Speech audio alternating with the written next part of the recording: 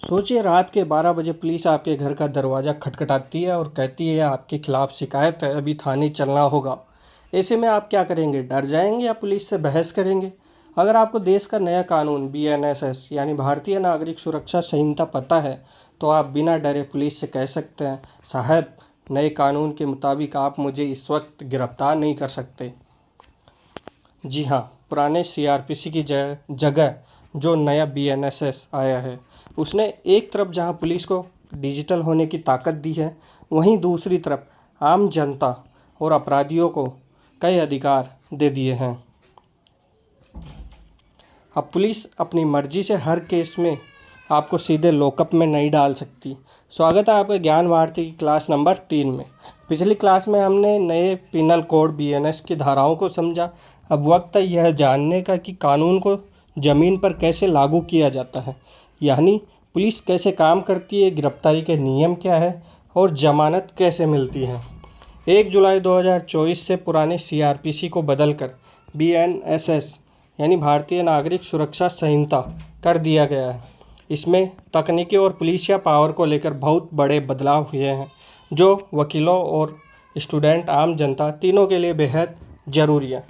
आज की क्लास में हम पुलिस FIR, गिरफ्तारी और जमानत के उन नए नियमों का पोस्टमार्टम करेंगे जो कोर्ट रूम से लेकर सड़कों तक हर जगह काम आने वाले हैं।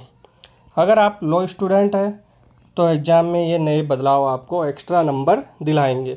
तो चलिए आज की इंसाफ वाली क्लास शुरू करते हैं और बात करते हैं अब हर केस में सीधे गिरफ्तारी नहीं, इस पर नए कानून BNSS में आम जनता के लिए जो सबसे बड़ा सुरक्षा कवच आया है उसे ध्यान से समझिए। पुराने कानून में पुलिस किसी भी संज्ञेय अपराध यानी कॉग्निजेबल ऑफेंस में तुरंत गिरफ्तार कर लेती थी, लेकिन नए कानून BNSS की धारा 35 के सबसेक्शन 3 के मुताबिक अगर कोई ऐसा अपराध है जिसकी सज़ा 3 साल से कम है या फिर आरोपी की उम्र 60 साल से ज़्यादा है या वह बीमार है तो पुलिस सीधे गिरफ्तार नहीं करेगी। पहले पुलिस को अपने सीनियर अफसर जो कम से कम DSP या डिप्टी SP रैंक का हो उनसे लिखित में मंजूरी लेनी होगी कि गिरफ्तारी क्यों ज़रूरी है। यानी छोटे मोटे आपसी झगड़ों या झूठी शिकायतों के आधार पर अब पुलिस सीधे किसी को लॉकअप में बंद नहीं कर सकती। यह वकीलों के लिए कोर्ट में बेल की बहस करते समय बहुत बड़ा हथियार है। अब बात करते हैं जीरो FIR और डिजिटल पुलिसिंग की। टेक्नोलॉजी का ज़माना है, सरकार ने पुलिस को भी पूरी तरह डिजिटल बना दिया है। सबसे बड़ा बदलाव क्या है? जीरो FIR को कानूनी मान्यता। पहले क्या होता था, अगर आपके साथ अपराध लखनऊ में हुआ, आप दिल्ली के थाने गए तो दिल्ली पुलिस कहती थी यह हमारा इलाका नहीं है, वहाँ जाओ। लेकिन अब BNSS की धारा 173 के तहत आप भारत के किसी भी कोने में बैठकर किसी भी थाने में FIR दर्ज करवा सकते हैं, चाहे अपराध कहीं भी हुआ हो। इसे जीरो FIR कहते हैं। और जीरो FIR दर्ज होने के बाद में संबंधित जो भी आपका थाना लगता है वहाँ ट्रांसफ़र कर दिया जाता है। दूसरा बड़ा बदलाव क्या है? डिजिटल सबूत।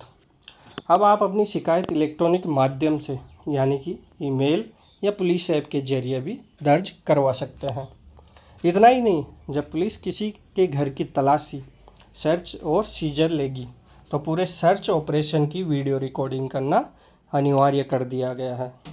अगर पुलिस ने वीडियो नहीं बनाई तो कोर्ट में वो सबूत कमज़ोर माना जाएगा। यह भ्रष्टाचार को रोकने के लिए भी बहुत बड़ा कदम है। अब बात करते हैं हथकड़ी और बेल यानी जमानत के नए नियमों की। इसमें वकीलों और कानून के छात्रों के लिए दो महत्वपूर्ण पॉइंट्स है। पहला पॉइंट क्या है? हथकड़ी का नियम, सेक्शन 43। सुप्रीम कोर्ट ने पहले कहा था आरोपियों को हथकड़ी नहीं लगानी चाहिए जब तक कि वो भागने वाला न हो, लेकिन नए कानून BNSS ने साफ कर दिया है कि अगर कोई आरोपी मर्डर, रेप, आतंकवाद, जाली नोट या देशद्रोह जैसे गंभीर अपराधों में पकड़ा गया है तो पुलिस उसे कोर्ट ले जाते समय हथकड़ी लगा सकती है, लेकिन छोटे अपराधियों को हथकड़ी नहीं लगाई जाएगी। अब दूसरा पॉइंट क्या है? पहली बार जेल जाने वालों को इसमें राहत दी गई है, सेक्शन 479 के तहत। अगर कोई व्यक्ति पहली बार जेल गया है और उसने अपने ऊपर लगे अपराध की 1/3 सज़ा जेल में काट ली है और अभी तक कोर्ट का फैसला नहीं आया, तो कोर्ट उसे पर्सनल बॉन्ड व्यक्तिगत मुचलके पर अनिवार्य रूप से जमानत दे देगा। पहले यह नियम सज़ा 1/2 काटने पर था, अब क्या है, जो सज़ा मिली है उसका 1/3 काटने पर है, 1/3 काटने पर है। और इससे क्या है कि जेलों में जो लाखों अंडर ट्रायल कैदी है उनको बहुत बड़ी राहत मिलेगी। तो ज्ञान भारतीयों, आज हमने समझा कि देश की नई पुलिसिंग और नागरिक सुरक्षा का ढांचा BNSS कैसे बदल चुका है। पुलिस के अधिकार क्या है, आपकी सुरक्षा के नियम क्या है। अब पुलिस ने FIR लिख ली, सबूत भी जुटा लिए, लेकिन क्या पुलिस के सामने दिया गया बयान कोर्ट में माना जाता है? कोर्ट में गवाही कैसे होती है? डिजिटल व्हाट्सएप चैट को कोर्ट में सबूत कैसे माना जाएगा? इन सब सवालों के जवाब देने के लिए हमारा तीसरा नया कानून आता है, भारतीय साक्ष्य अधिनियम BSA, यानी पुराना एविडेंस एक्ट। अगली क्लास में हम सबूतों को वो सच जानेंगे जो बड़े से बड़ा केस का रुख मोड़ लेता है।